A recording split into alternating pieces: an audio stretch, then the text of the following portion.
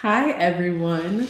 Welcome back to the Sin Dieta podcast. Thank you for joining us on this little journey we've been taking through this case study series.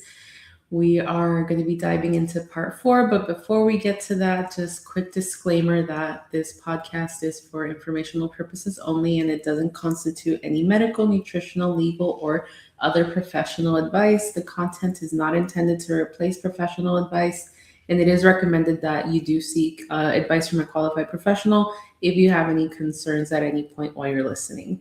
Listener discretion is advised for younger listeners, and the views and opinions expressed are those of the host and any guests and do not reflect any of employers, organizations, or sponsors.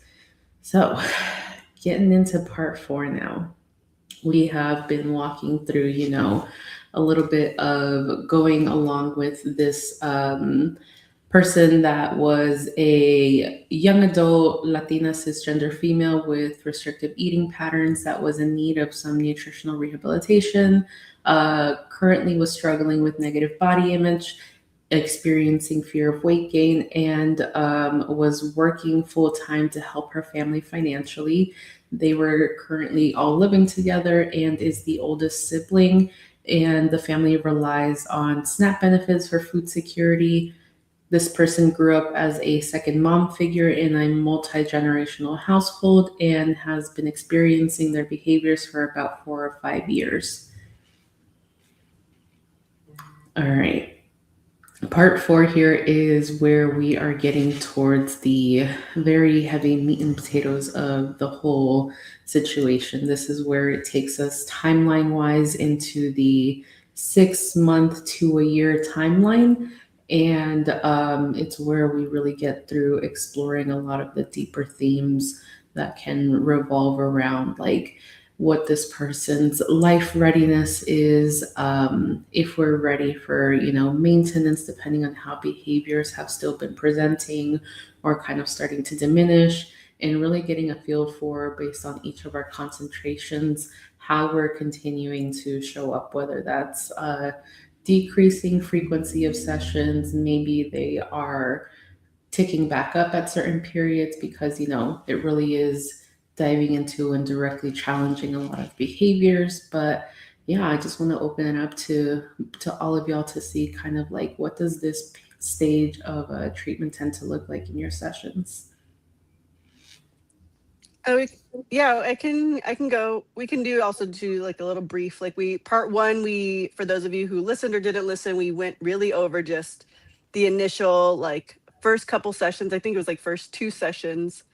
Um and what that looks like as a dietitian, as a therapist, and as a MP provider to a client with eating disorder traits that are starting to arise. And then part 2, we really went into like 2 and 4, which is really like the diagnostic time where we're giving more.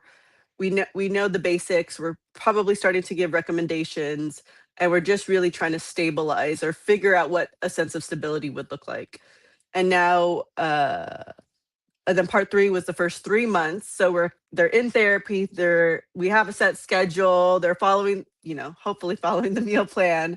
Or we're trying to figure out what little tweaks to make here and there. But the first 3 months is kind of like the not quite syllabus week, but kind of like they're just kind of really getting the feel of what eating disorder treatment looks like. They're meeting with all the providers, probably weekly. That right now, as Christina said, we're kind of getting into the meat and potatoes of eating disorder treatment, which is really like 6 months to a year plus, right? And so wanting to really talk about like what 6 months or what the 6 month mark could look like in therapy, as a dietitian, um, as an MP, as someone who's prescribing. Nico's an MP, right? Before I keep saying MP. Okay. Just wanted to make sure Nico's not with here today, but we're still going to be going over her part. And so really kind of figuring out, so the I guess the idea of doing this case conceptualization is not just so like clients can kind of expect to see, you know, or even just know what to expect, but also to clinicians can really kind of see the full conceptualization when all parts are there, whether you're in the eating disorder treatment facility or field or not, because I think we all have the privilege of having worked in treatment, so we really have gotten used to meeting with the whole team, whereas outpatient clinicians really don't get that same privilege. So like really kind of seeing if you have a good team, what it can look like. So yeah, we'll start with part 4, um, of therapy. Well, me and Veronica will be obviously on the therapy team. But I think when I think of like 6 months to a year, they already know my methods, my um how I work as a therapist. So typically they're either staying on or they've left already. And so the people who are Mhm. staying on, I'm really able to go in, I don't know, a lot deeper with them. I know some people will wait till they're nutritionally rehabbed or wait till X, Y, or Z's done.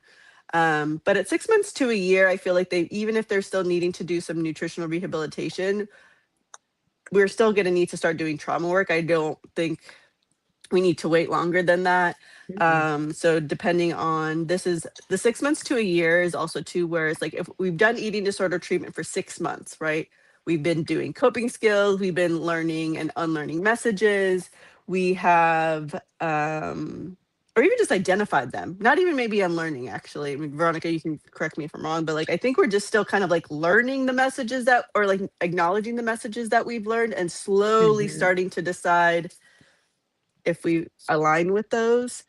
um and or even just like we put in recovery versus recovered, we're like even talking about like that dialogue of like, do I, and there's like, this is like for school of thought of eating disorder treatment, there's like, I want to be recovered, meaning like I want to basically overcome my eating disorder. I feel like I can never go back to it again. I'm recovered, Mhm.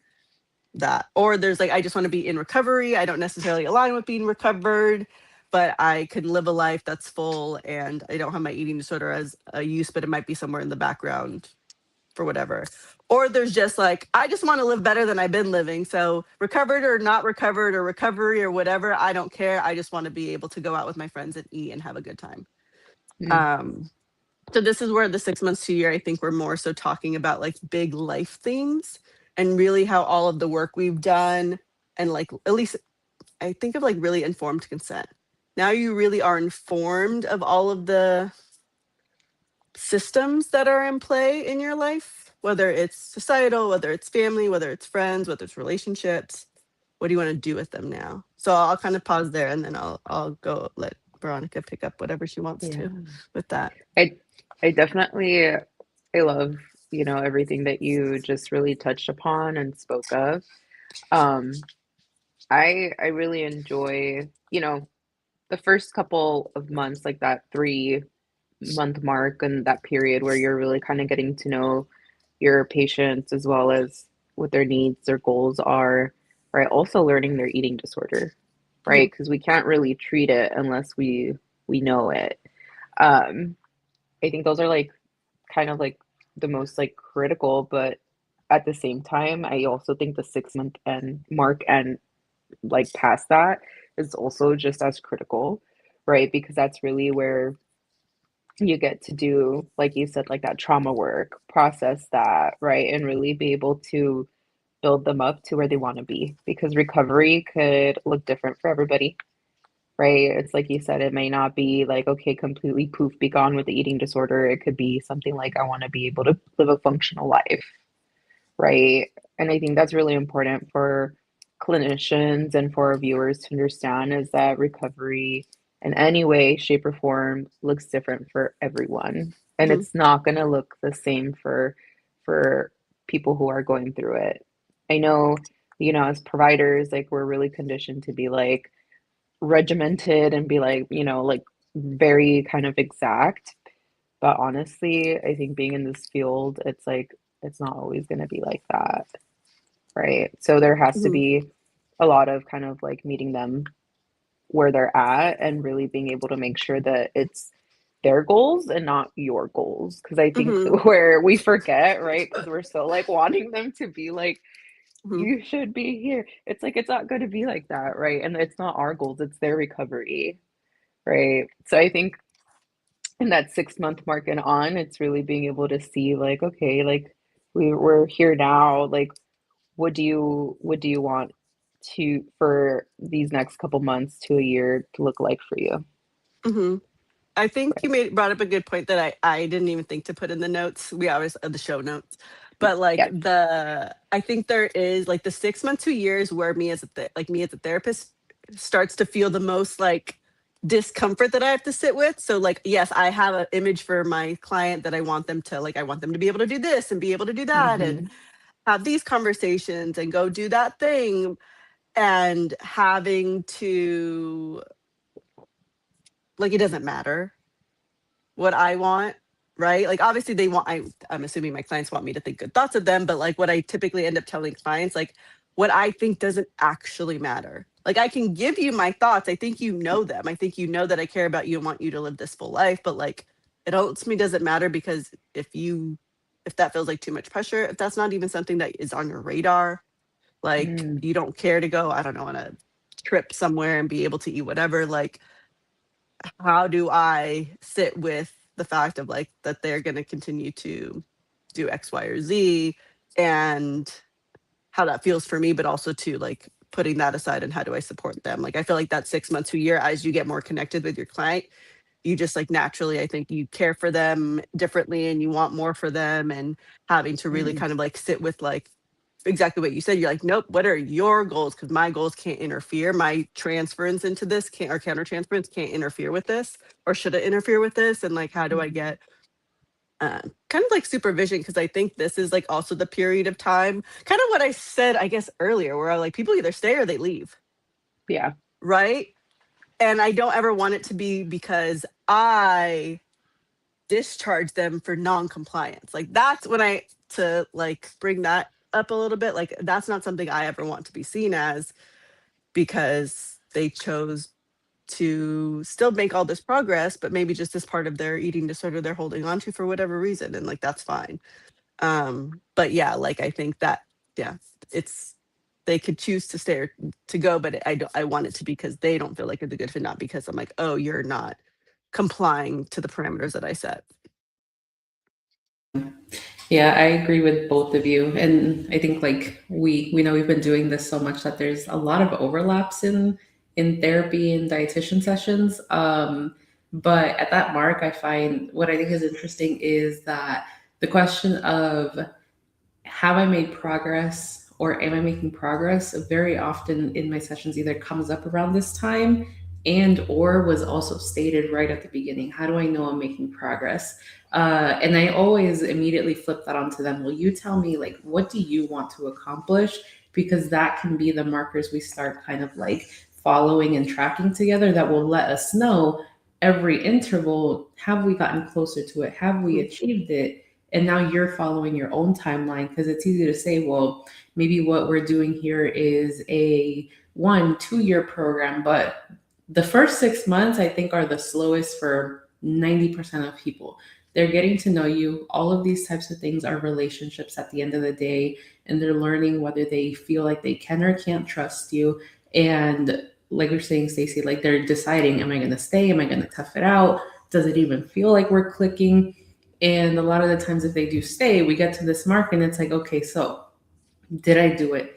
Do you think I'm like on track to achieve these goals or to be recovered? What does that even mean? I always leave it up to them. I'm like, whatever you want to call it, I will follow your lead because if in a year we're either titrating down to once a month or we are deciding I'll see you in 3 months or this is the end of the journey for me because I accomplished these 2 3 things, yeah, go live your life. Especially the more acute cases, a lot of them are like, unfortunately, they might only be, I don't know, 70 80% restored weight. And as much as I want to say, hey, like we have a little more to go. If they just want to get to there, then it's my job to make sure that they have as much other support lined up as possible so that they can at least continue with whatever's next. And I'm maybe pivoting it back to make sure you're keeping up with your primary care appointments so that they're continuing your status regularly. Or make sure you don't forget to continue seeing your therapist because that's going to continue to allow you to develop more and more insight as you keep going. Nutrition sometimes starts to depending on what they're doing at the year mark, maybe feel a little repetitive to them, or it starts kind of feeling a little more like nutrition therapy. And it's more of like, okay, tell me how that made you feel and how we can find something to act on and make it more tangible. And make sure you also tell your therapist this is the feeling that came up for you and what is the barrier or even the excitement, the good stuff. Let's talk about the good stuff too that I brought up for you that you didn't know or think was going to be possible when we first started talking. Mm, Those I are like exciting that. moments. I think one thing I like to try to do, right? Because I know it's not always accessible or I'm not always able to do it, but I like to do a collaborative session with my RDs that I work with, myself and the patient, just to kind of like check in and be like, okay, how are we feeling like at this mark, right? Like, what are some, like you said, Christina, like, what are some things like that you're like, oh, yeah, like I did really good here, or you know what, I'm feeling a little bit shaky here. Because then that I think just really opens the conversation of like how can we best support you where you're at, but then also at the same time, I think it lets us as a team really be in alignment of like, okay, we're seeing X, Y, or Z.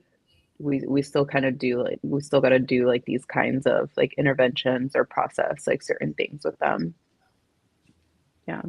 Yeah, yeah.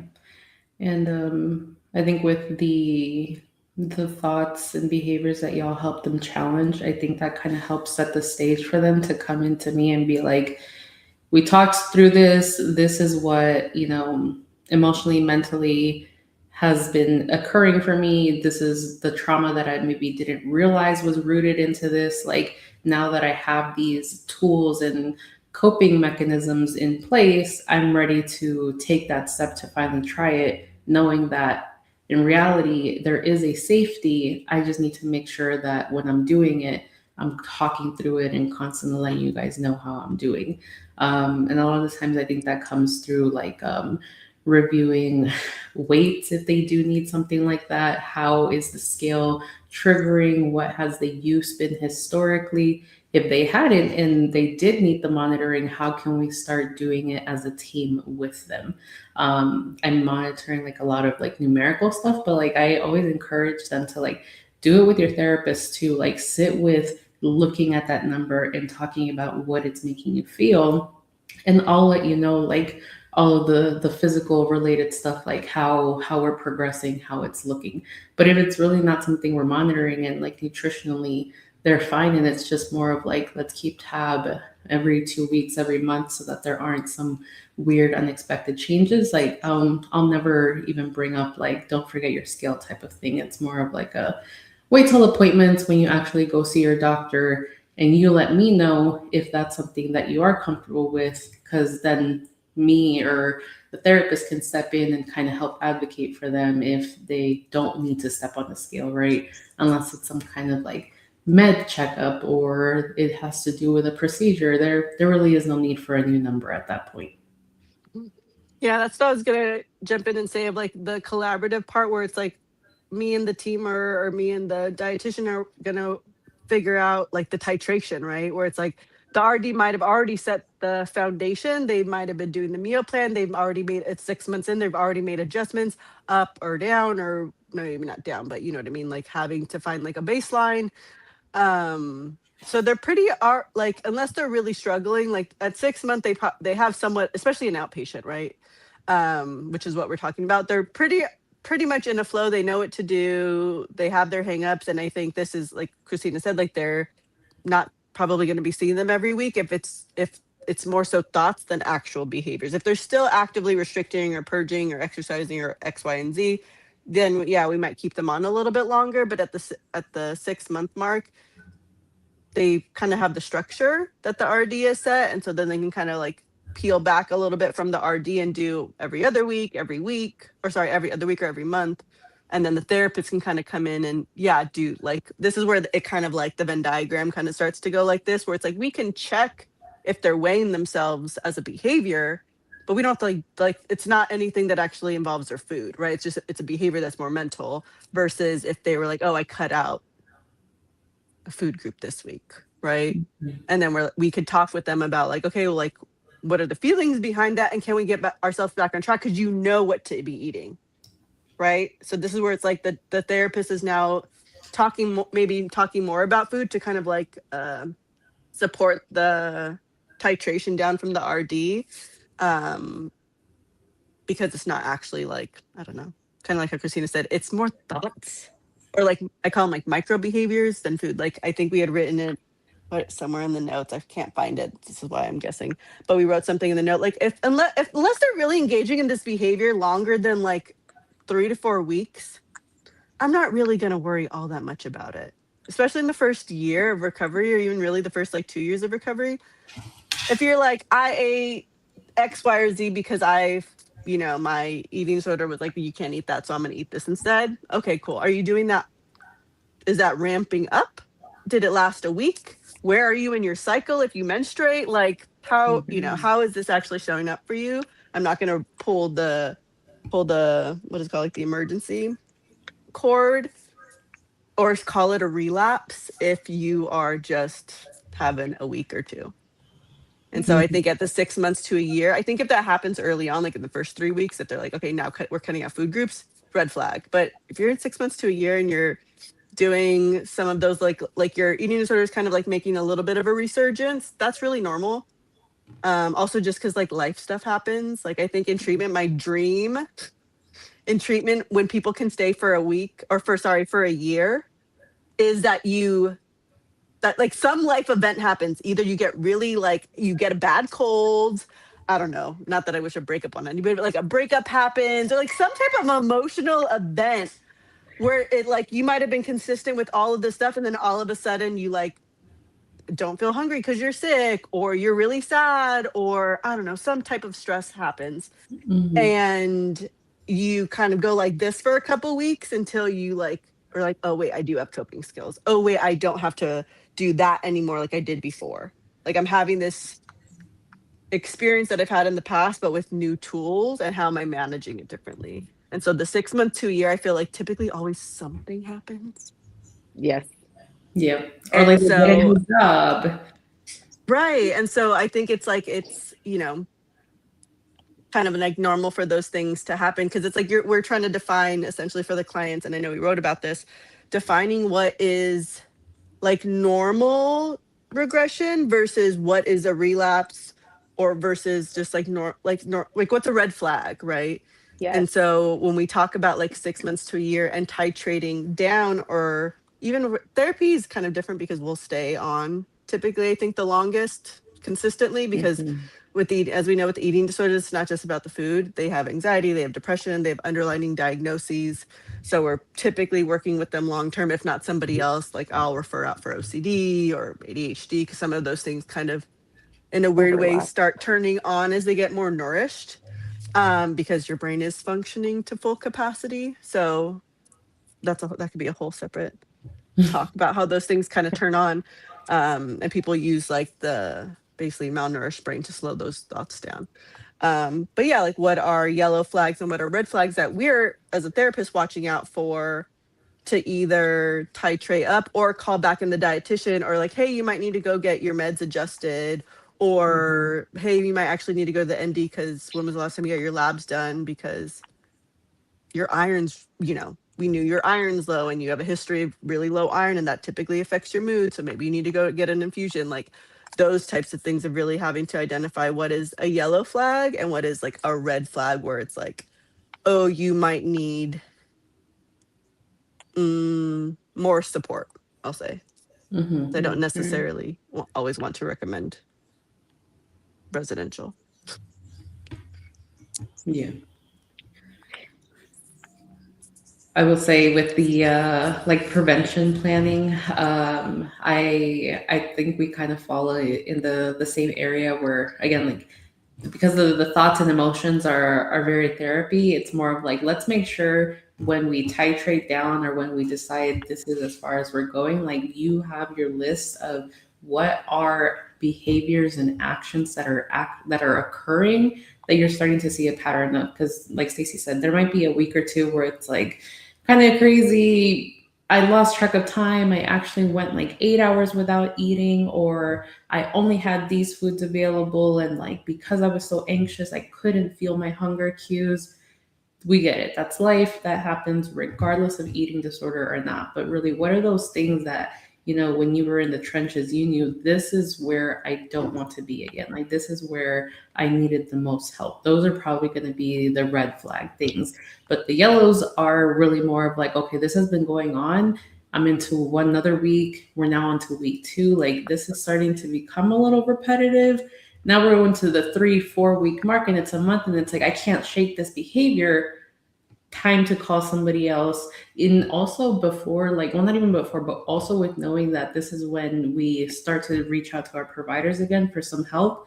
The support system we have at home, who are we letting know about these flags that we've kind of named for ourselves, so that if we're unable to see them or recognize them fast enough, they're also kind of keeping an eye out for us and saying, hey, I noticed like you didn't come down for dinner, or I noticed you like got home and you've been more tired lately. What's going on? Just want to make sure you're still eating.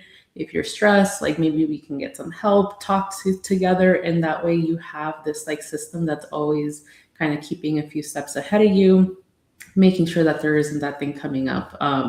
But a lot of that can also look like, if in the year mark we didn't get to like a full reintroduction of exercise for people when they have like restored their weight, or even if they were monitoring but it wasn't something they were comfortable with doing yet, and whether they were like previous athletes or not, like that's something that can bring up a lot of triggering feelings for them. And it can be something that we're like, hey, let's talk about what we want this movement to mean for us, why we're choosing to engage with it, and know that if it's no longer serving us at any point, we can pause, decide to pick something else, or maybe start talking again to unpack why it is that we're thinking of it differently, and what was the initial goal. How can we learn new strategies for tracking our energy levels, our stress levels prior to that activity and then afterwards, so that we're also keeping track of, did it exacerbate the feelings? Did they alleviate them?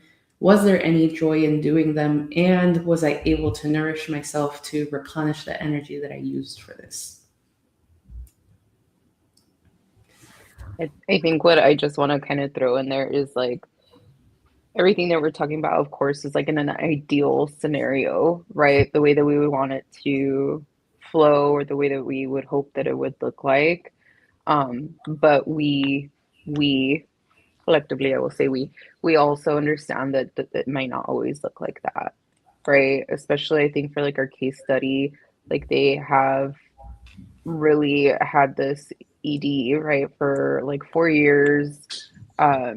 They've been really kind of just like used to putting themselves like last, right? And it may be a little bit more of like, who could we identify as like a support or a safe person for yourself, right? Bringing that person in and really providing psychoeducation to that person when it comes to like what are some possible, like identifiers or behaviors that we kind of want to, keep an eye out for. And also being able to kind of coach both of them, like the patient and their family, through how do we have those hard conversations, right? Because a lot of times we don't have, like the sentence starters, or like even kind of like the skills, the communication skills of like being able to have those hard conversations without judgment, right? Which is like very important in recovery, like really being able to practice that neutrality as a support person for someone who is in recovery.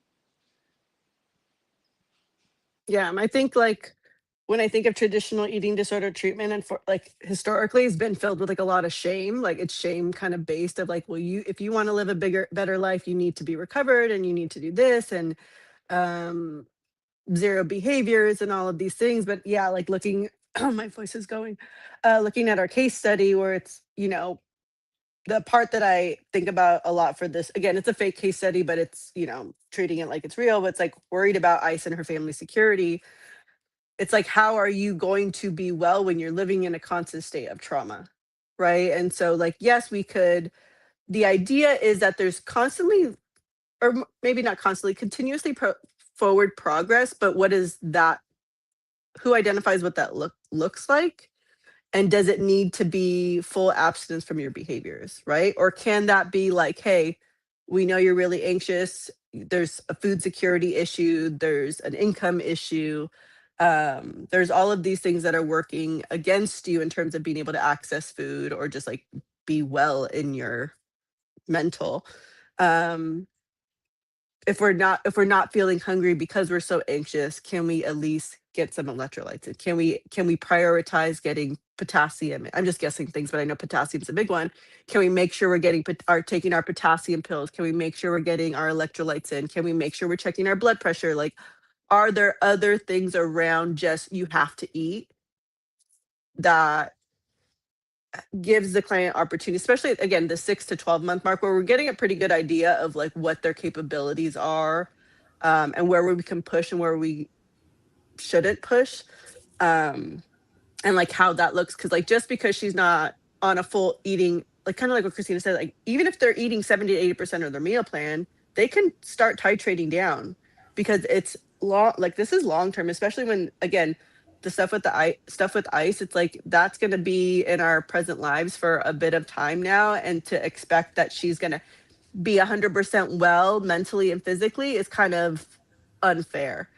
And I'm sure there's people that do that, and I'm sure that they also have a lot of support differently, but like to expect that just really from anybody is hard. And so I think this is where it's like we can still titrate down, still show the client they're still making progress, but we don't have to expect them to do 100%, or or even really work towards that. We can say, hey, we're gonna let you sit at 80%, or not let you, that sounds weird.